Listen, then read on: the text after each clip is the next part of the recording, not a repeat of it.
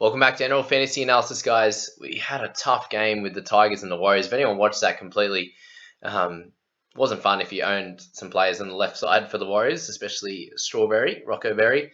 But just the game of footy was pretty poor in general. The Warriors, I don't think know how to spread the ball to the edges. They get stuck in the middle a lot. They don't know how, they get out to like Chanel and he doesn't really pass it too much to Aiken, who then Aiken doesn't pass too much. It's a bit of a weird one. And then on the right, they didn't, they need that Sean Johnson to spread it. And the Tigers are just a bit of a mess. Jockey Madden was kind of one of their bright lights. Alex Seyfarth had a good game as well. But other than that, not a lot. Tamau in his low minutes, he was also good. But yeah, 16-12 for the Tigers. I tipped the Warriors, thankfully. We get out of that one in one piece and we'll move on.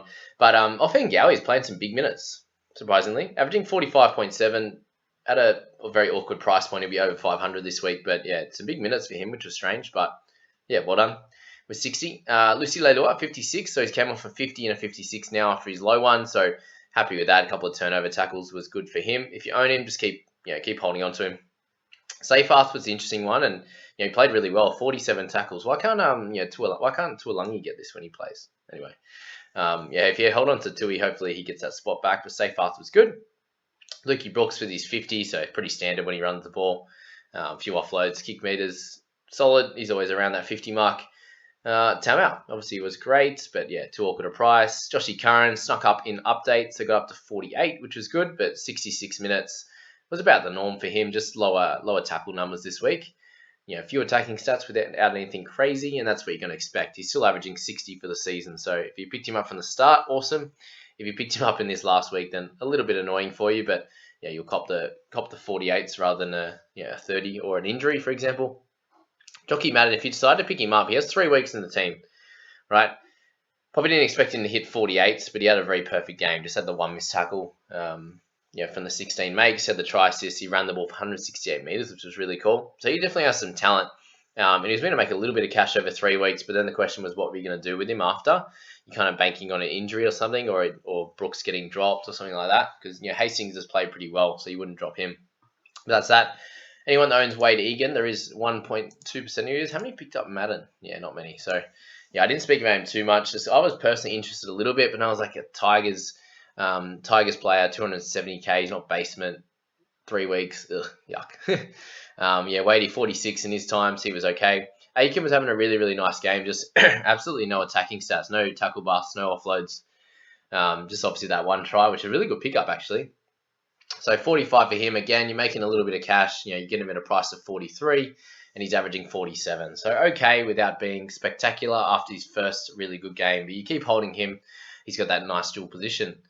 Reece Walsh with 44. So a game that I thought Warriors would dominate a little bit more, but they unfortunately didn't get to absolutely smash it. But he was he was solid in in this game, and kicking in general play is really nice too. So he gets obviously 4 points from that.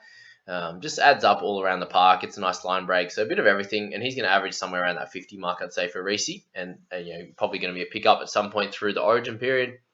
PG was all right. Gildart was solid again, so 41. He'll start to make a little bit of cash, but again, not someone we look to pick up. Adam Fanua-Blake. So this is something we expect from him. He's going to have good games. He's going to have lower games, and this is one of those ones with no offloads, no tackle breaks.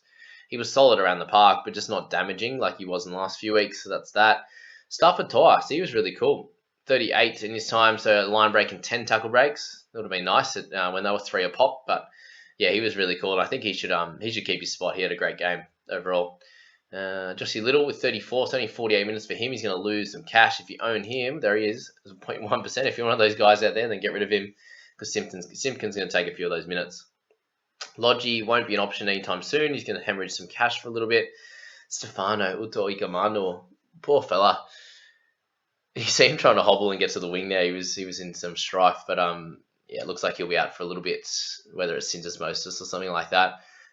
He was pretty much a trade out this week, but yeah, the 7.5% of teams, I think that's probably gone down. It was about 15, wasn't it?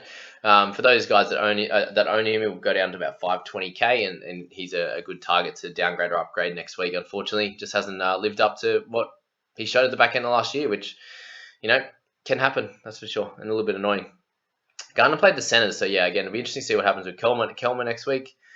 What else we got? Arthur's, if you decide to pick him up, he started really nicely, looked really strong, couple of nice tackles, a few good runs, and they just didn't give him the ball. They didn't get left, they didn't get right. Or when they did give it to Berry, for example, he just dropped it. Tough times. But yeah, the 5 missed tackles hurt Arthur's a little bit, but he'll be better than that on a regular basis. Just had a really tough second half. And then we just moved to Ellie. Unfortunately, 30 minutes for Ellie. Obviously, had the knock to the face, and he came on for a quick stint before half time, then never came back. So I think they were happy enough with how Bailey Sirenan was going and just left Katoa on the bench. So that was a bit annoying. And of course, the lowest scorer of the game is someone I played in my team, and that's Rocco Berry. 2 missed tackles, 2 errors, 77 metres, and only 14 tackles. So just a nothing game. And I was wrong to think that the Warriors could come out and do well against the Tigers. Yes, they still won, but they just didn't play very well. It was a stop-start game, so many errors. Just get the ball in play, boys. Keep it in play. Anyway, that's that. That's all I need to say. Let's move on. South and the Roosters. If you haven't subscribed, guys, if you're new here, if you haven't seen me before, then subscribe. Come on. Get around it. Bunnies. Roosters. This guy's a freak. Who would have thought Cam Murray could actually get better as a player? And obviously, better as a player means better in fantasy when you're playing 77 minutes. So, yeah, he was special. 81 points, a try, 2 try assists, couple of line breaks, 42 tackles, 152 metres. Well done, Cam. You've outdone yourself. Coming off shoulder surgery too, to come out and average 70 in the first 3 rounds is just incredible. It is going to drop down a little bit, guys, but he's a screaming buy, isn't he? He's not someone I spoke about a lot during the preseason, just because if you look at his games from last year, he had obviously a few 80-minute games, but a bunch of 70s and 65s and whatever else. And the same thing's happened with Yo. They've both come out and they've got 80 minutes a game pretty much. So he was special. Damien Cook was a lot better. Ran the ball a lot more. 6 tackle breaks. Got a line break assist, try assist as well. So 66 for him. And he's getting closer to what he was priced at originally in that 60. So he's 57.7 now. If you own him, awesome. By the way, my head-to-head team is going to win the comp. It's actually ridiculous. You have Cook in the side, Ben Hunt. None of the bad ones so far. So it's funny how it works. You put your head-to-head team in, and you're like, yeah, they're going to come first. Anyway, Kolomatangi, 59 for his efforts. He that's a random drop ball, and then got over and scored again. So that was a pretty cool moment for all you Bunny supporters. They played really well. Siwa Takayoho. He got 54 in his 51 minutes. So he's actually averaged really well over the first few games. And a little bit lighter that first game, I think, and then better the last 2, but he's not an option. Jai Arrow is going to continue to make money. He's going to be up around that 60K in gains after this week with a 53 average. So that's 10 points above what he was priced at, guys. So a really, really cool start. We're really happy with that, what Arrow's produced. And moving from the edge to the middle after about 20 minutes, he plays 35 through the middle. The 56, we'd like that to be around 60 odd, but his work rate was so high, as you can tell by the PPM. A couple of tackle busts, 1 offload to ground, the 173 meters and the 33 tackles. There's 50 in base right there, so that was really impressive. If we can keep a 50 from him, we'll have him all the way to Origin, I'd say for sure. Sammy Walker improved, so the 8 tackle bust was nice. A little bit of a few points all over the park with the 20 tackles, 2 misses, so much better on that category, and a couple of goals as well. So if you hold on to him, I'd continue to hold. The Roosters is going to continue to get better. They for them to have a poor game and him get 47, that's really, really good news. Tedesco had one of those weird average games for him, which is funny to say because he got a line break, a try, 5 tackle breaks, 200 meters, but the 3 errors was really uncharacteristic for him, and just things didn't pan out perfectly. So it's pretty cool to see that he can get a 43 when he doesn't play that well, to his standards, that is. So yeah, 43, obviously a lower start for Teddy, and a few people will be looking to pick him up over the next few weeks. He'll be back down to around the 660 odd mark, I'd say, at this point, without looking at break evens. But that's that with him. He's owned by 20%. So if you don't own him, you're kind of happy that he's gone a bit lower this week. It'll help your rankings for sure.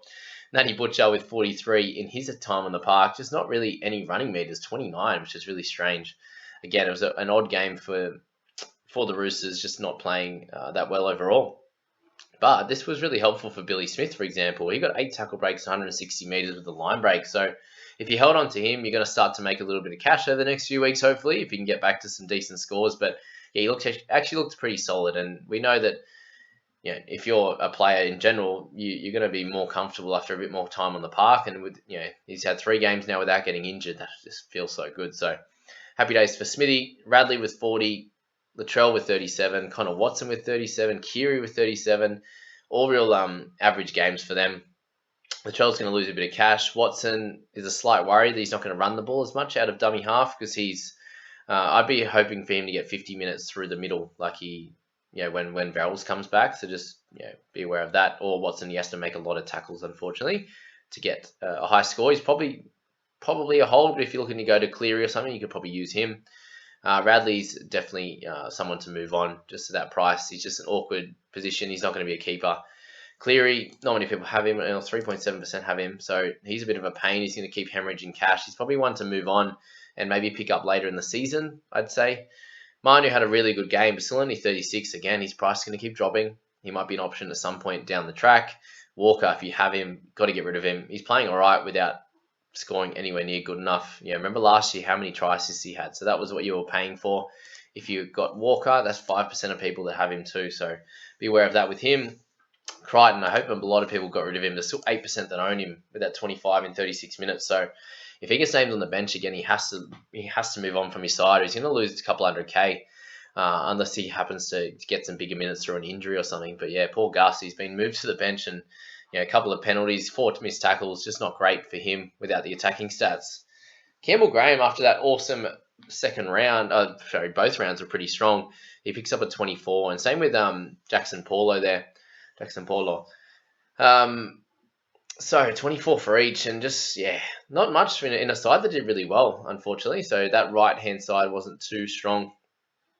And if you picked up Jackson, you obviously going to make a little bit of cash after he did well last game, but nothing special, and that can happen with these outside backs for sure. Lockie Ilias, he actually had a better game, personally. So I think there's an opportunity for him to do better. The 14 in negatives isn't ideal. Got the 3 tackle breaks, so he ran the ball a bit more.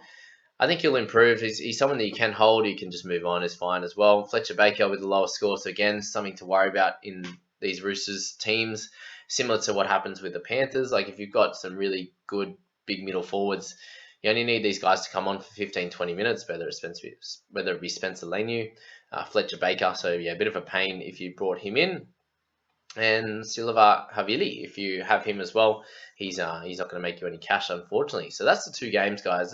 Let me know how you guys are going, where you're at after the 3 games, and if you're improving, your rank's going well.